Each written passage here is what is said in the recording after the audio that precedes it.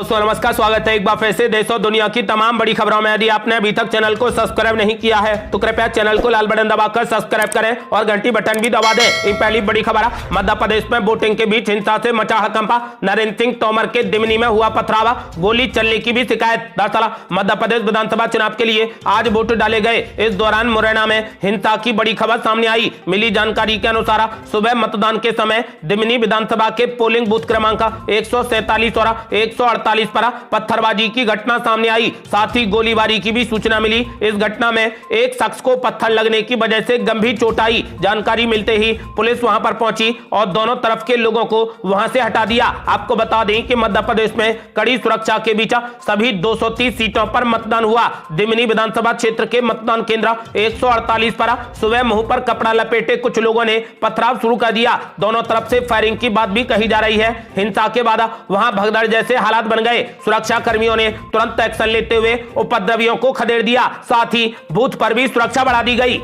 अगली बड़ी खबर, कांग्रेस पार्टी ने तेलंगाना में जारी कर दिया अपना तूफानी घोषणा पत्र। 500 रुपए में रसोई गैस सिलेंडर, बिजली फ्री, लड़कियों की शादी में सोना और पैसे देने का भी कर दिया ऐलान। दरअसल तेलंगाना में 30 नवंबर को होने वाले विधानसभा चुनाव के लिए कांग्रेस पार्टी ने अपना घोषणा पत्र जारी कर दिया है। कांग्रेस पार्टी के अध्यक्ष मल्लिकार्जुन खड़गे की मौजूदगी में यह घोषणा पत्र जारी किया गया। कांग्रेस पार्टी ने अपने मैनिफेस्टो में एलपीजी रसोई गैस सिलेंडर मात्र 500 रुपए में देने का ऐलान किया है, तो वहीं फ्री बिजली देने, लड़कियों की शादी में सोना और पैसे देने का भी ऐलान किया है। इस दौरान मल्लिकार्जुन खड़गे ने तेलंगाना को अलग राज्य बनाने में कांग्रेस और सोनिया गांधी की भूमिका का भी जिक्र किया। मल्लिकार्जुन खड़गे ने कहा कि तेलंगाना बनाने के बाद कुर्सी पर कौन बैठा जिसका कोई रोल नहीं था, कितने लोगों ने गोलियां खाई, कितने लोग मरे, इसका फायदा जनता को नहीं हुआ। राज्य बनने का फायदा आम लोगों की जगह माइनिंग में लूट करने वालों और एग्रीकल्चर में लूट करने वालों को मिला। क्या इसीलिए हमने तेलंगाना को अलग राज्य बनाया था? आपको बता दें कि उन्होंने इस दौरान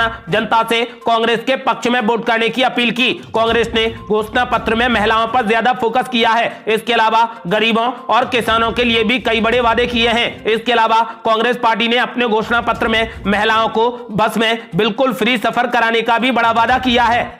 बड़ी खबर, मुख्यमंत्री भूपेश बघेल ने कर दिया बड़ा दावा। बोले लाख दावे कर ले बीजेपी, लेकिन 75 सीटें जीतकर पूर्ण बहुमत की सरकार बनाएगी कांग्रेस। दरअसल छत्तीसगढ़ में आज दूसरे चरण के लिए वोट डाले गए। मतदान के बीच मुख्यमंत्री भूपेश बघेल ने बड़ा दावा किया है। उन्होंने कहा कि प्रदेश में एक तरफा लड़ाई है, यहाँ दो तरफा लड़ाई है ही नहीं। उन्होंने कहा कि हम लोग 75 सीटें जीतकर पूर्ण बहुमत की सरकार बनाएंगे। उन्होंने कहा कि इस राज्य में मामला एक तरफा है, यहाँ किसान और मजदूर लड़ाई लड़ रहे हैं। उन्होंने ऐलान किया है कि बीजेपी चाहे कितने भी दावे कर ले, लेकिन कांग्रेस पार्टी 75 सीटें जीतकर पूर्ण बहुमत की सरकार बनाएगी। अगली बड़ी खबर, मुख्यमंत्री भूपेश बघेल के बेटे चैतन्य बघेल ने भी कर दिया बड़ा ऐलान। बोले छत्तीसगढ़ में बनने जा रही कांग्रेस पार्टी की सरकार। दरअसल छत्तीसगढ़ में मुख्यमंत्री के बेटे चैतन्य बघेल ने कहा कि प्रदेश में हमारी सरकार बन रही है। उन्होंने कहा कि जैसा कि मुख्यमंत्री ने कहा कि हम 75 से अधिक सीटें लेकर आ रहे हैं, तो मैं भी ये कह सकता हूं कि हम ये चुनाव जीतने जा रहे हैं। उन्होंने दावा कर दिया है कि छत्तीसगढ़ में 75 सीटें जीतकर कांग्रेस पार्टी अपनी पूर्ण बहुमत की सरकार बनाएगी।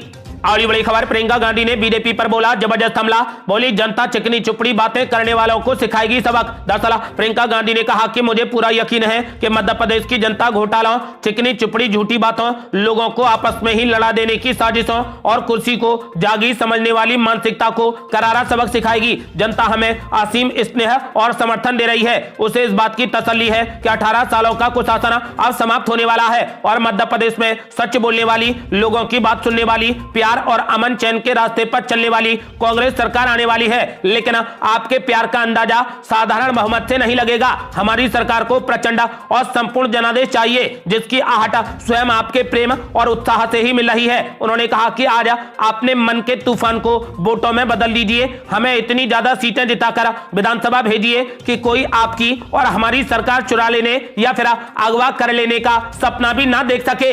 अगली बड़ी खबर, नरेंद्र सिंह तोमर ने कर दिया बड़ा ऐलान। बोले मध्य प्रदेश में बीजेपी की लहरा, बीजेपी बनाने जा रही पूर्ण बहुमत की सरकार। दरअसल केंद्रीय मंत्री नरेंद्र सिंह तोमर ने वोट डालने के बाद कहा कि मध्य प्रदेश में बीजेपी की लहर है, बीजेपी के पक्ष में पूरा माहौल है और लोगों को केंद्र की योजनाएं और विकास कार्य पसंद आ रहे हैं। उन्होंने कहा कि बीजेपी स्पष्ट बहुमत के साथ सरकार यहां पर बनाएगी। मैंने अपना वोट डाल दिया है और यहां भी माहौल बीजेपी के पक्ष में है। उन्होंने दावा कर दिया है कि मध्य प्रदेश में बीजेपी एक बार फिर प्रचंड बहुमत के साथ अपनी सरकार बनाने जा रही है। अगली बड़ी खबर, वोटिंग वाले दिन ज्योतिरादित्य सिंधिया ने कर दिया बड़ा खुलासा। बोले मैं मुख्यमंत्री पद की रेस में नहीं हूं। दरअसल मध्य प्रदेश में विधानसभा चुनाव के लिए वोट डाले गए। इस दौरान कैबिनेट मंत्री ज्योतिरादित्य सिंधिया भी ग्वालियर में अपना वोट डालने पहुंचे। इस दौरान उन्होंने मीडिया से बातचीत की और उनके मुख्यमंत्री पद के दावेदार होने की तमाम अटकलों को उन्होंने सिरे से खारिज कर दिया। उन्होंने मीडिया से बातचीत के दौरान कहा कि मैंने पहले से ही कहा है कि मैं मुख्यमंत्री पद की रेस में नहीं हूं। इस रेस में ना मैं कभी था और ना मैं आज हूं। उन्होंने कहा कि मुझसे तीनों बार पूछा गया, साल 2013 में, साल 2018 में और आज भी तीनों बार मैंने यही कहा कि मैं मुख्यमंत्री की रेस में नहीं हूं। मुख्यमंत्री पद की रेस को लेकर टिप्पणी करते हुए ज्योतिरादित्य सिंधिया ने कहा कि यह रेस कुर्सी की नहीं है, बल्कि ये रेस विकास की है, प्रगति की है और जनता के विश्वास को सुनिश्चित रखने की है। इस दौरान ज्योतिरादित्य सिंधिया ने कांग्रेस पार्टी पर भी जमकर हमला बोला और कहा कि मुख्यमंत्री पद की कुर्सी की रेस सिर्फ कांग्रेस में होती है, बीजेपी में नहीं। अगली बड़ी खबर, राजस्थान में कांग्रेस पार्टी पर जमकर बरसी स्मृति ईरानी। बोली जिनके नेता मूर्ख हैं उन्हें डर लगता है, हम शेरों की पार्टी के कार्यकर्ता हैं। दरअसल केंद्रीय मंत्री स्मृति ईरानी ने राजस्थान की कांग्रेस सरकार पर जमकर हमला किया और भ्रष्टाचार का आरोप लगाया तथा कानून व्यवस्था और महिलाओं के खिलाफ अपराध सहित विभिन्न मुद्दों पर कांग्रेस को जमकर घेरा। उन्होंने यहां तक कहा कि जिनके नेता मूर्ख हैं उन्हें डर लगता है, हम शेरों की पार्टी के कार्यकर्ता हैं। टोंक के देवली में बीजेपी के उम्मीदवार विजय बैंसला और राजसमंद के चारभुजा में पार्टी प्रत्याशी सुरेंद्र सिंह राठौड़ के समर्थन में चुनावी रैली को संबोधित करते हुए स्मृति ईरानी ने विधानसभा चुनावों को महिलाओं के सम्मान की लड़ाई बताया। स्मृति ईरानी ने प्रदेश में एक ऐसी सरकार की आवश्यकता पर जोर दिया जो महिलाओं की सुरक्षा को प्राथमिकता दे। उन्होंने वादा किया है कि बीजेपी के नेतृत्व वाली सरकार महिलाओं के खिलाफ अपराधों से निपटने के लिए ठोस कदम उठाएगी। स्मृति ईरानी ने जनता को बीजेपी के सत्ता में आने पर महत्वपूर्ण लाभ देने का आश्वासन दिया है, जिनमें किसानों को वार्षिक वित्तीय सहायता में वृद्धि, महिलाओं के लिए किफायती दर पर गैस सिलेंडर, नवजात बच्चियों के लिए बीमा और 12वीं कक्षा उत्तीर्ण करने वाली लड़कियों को फ्री स्कूटी देने का वादा शामिल है। स्मृति ईरानी ने कहा कि बीजेपी कार्यकर्ता शेर की पार्टी से हैं, वे डरने वाले नहीं हैं। स्मृति ईरानी ने कहा कि जिनके नेता मूर्ख हैं उन्हें डर लगता है, हम शेरों की पार्टी के कार्यकर्ता हैं, आप हमें कितना भी डरा लें, हम डरने वालों में से नहीं हैं। अगली बड़ी खबर, 5 राज्यों के विधानसभा चुनावों को लेकर शरद पवार ने कर दिया बड़ा दावा। बोले टेंशन में आ गई है बीजेपी। दरअसल एनसीपी के राष्ट्रीय अध्यक्ष शरद पवार ने दावा किया है कि 5 राज्यों में हो रहे विधानसभा चुनावों में बीजेपी जहां भी सत्ता में है उससे बाहर हो जाएगी। जिन 5 राज्यों में विधानसभा के चुनाव हो रहे हैं उनमें से केवल मध्य प्रदेश में बीजेपी सत्तारूढ़ है। शरद पवार ने महाराष्ट्र के सोलापुर में संवाददाताओं से कहा कि बीजेपी जहां भी सत्ता में है वहां आप चुनाव के बाद गैर भाजपाई मुख्यमंत्री बनते देखेंगे। मध्य प्रदेश के अलावा छत्तीसगढ़, राजस्थान, तेलंगाना और मिजोरम में विधानसभा के चुनाव हो रहे हैं। शरद पवार ने यह भी कहा कि प्रधानमंत्री नरेंद्र मोदी इन चुनावों में गलत रुख के साथ में प्रचार कर रहे हैं। एनसीपी नेता शरद पवार ने कहा कि उनकी पार्टी के आत्मविश्वास का स्तर गिर गया है और लोग अब उनके झूठे वादों में नहीं फंसेंगे। उन्होंने ऐलान कर दिया है कि बीजेपी जहां भी सत्ता में है उससे बाहर हो जाएगी।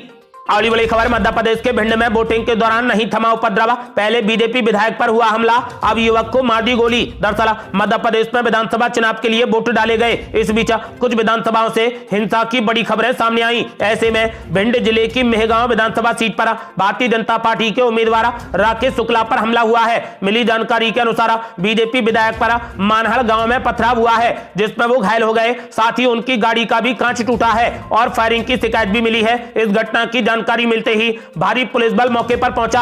वहीं मानहड़ गांव में बीजेपी विधायक पर हमले के बाद दोबारा हिंसा हुई। इस घटना में एक युवक को गोली लगने का वीडियो भी सामने आया है। जानकारी के अनुसार वोट डालने जा रहे कृष्णा भदौरिया नाम के युवक को झड़प के दौरान गोली लगी है। घटना के बाद गंभीर हालत में घायल युवक को ग्वालियर रेफर किया गया, जहां घायल युवक ने आरोप लगाया है कि मेहगांव से कांग्रेस प्रत्याशी राहुल भदौरिया ने उन पर गोली चलाई थी।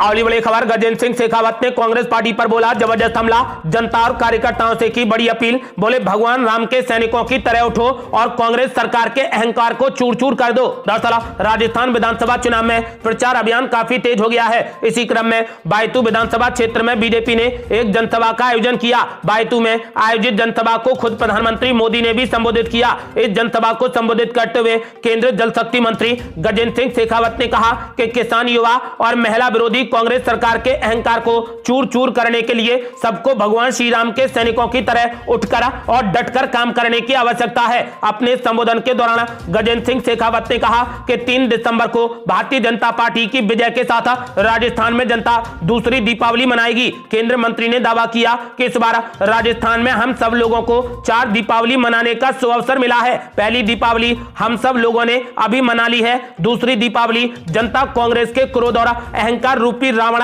किसान विरोधी, युवा विरोधी और महिलाओं की अस्मिता को तार तार करने वाली कांग्रेस सरकार को हटाएगी, जिसके बाद जनता 3 दिसंबर को भारतीय जनता पार्टी की विजय के साथ दूसरी दीपावली मनाएगी। अयोध्या में राम मंदिर का जिक्र करते हुए गजेंद्र सिंह शेखावत ने कहा कि जनता तीसरी दीपावली अगले साल 22 जनवरी को मनाएगी, जब अयोध्या में भगवान श्री राम के मंदिर में प्राण प्रतिष्ठा होगी। साल 2024 के लोकसभा चुनाव में जीत का दावा करते हुए उन्होंने कहा कि चौथी दीपावली अगले साल मई के महीने में मनाई जाएगी, जब गरीब के घर में दीपावली लाने वाले नरेंद्र मोदी तीसरी बार प्रधानमंत्री बनेंगे।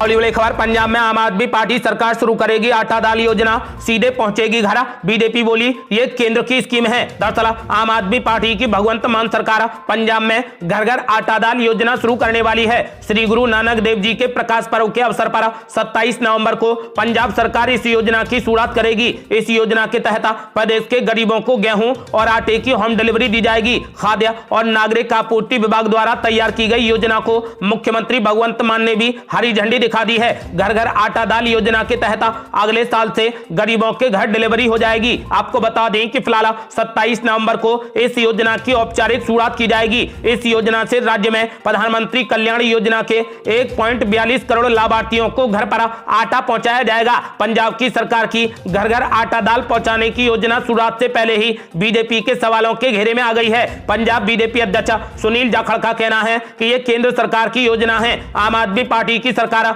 राष्ट्रीय खाद्य सुरक्षा अधिनियम का उल्लंघन कर रही है। सुनील जाखड़ ने पंजाब सरकार पर योजना को हाईजैक करने का आरोप लगाया है। साथ ही उन्होंने मामला दर्ज करने की भी मांग की है। ये थी अब तक की बेहद बड़ी खबरें। रोजाना की ताजा खबरों को जानने और हमसे जुड़ने के लिए चैनल को लाल बटन दबाकर सब्सक्राइब करें और घंटी बटन भी दबा दें। जल्दी मिलते हैं बड़ी अपडेट के साथ, तब तक के लिए जय हिंद, जय भारत।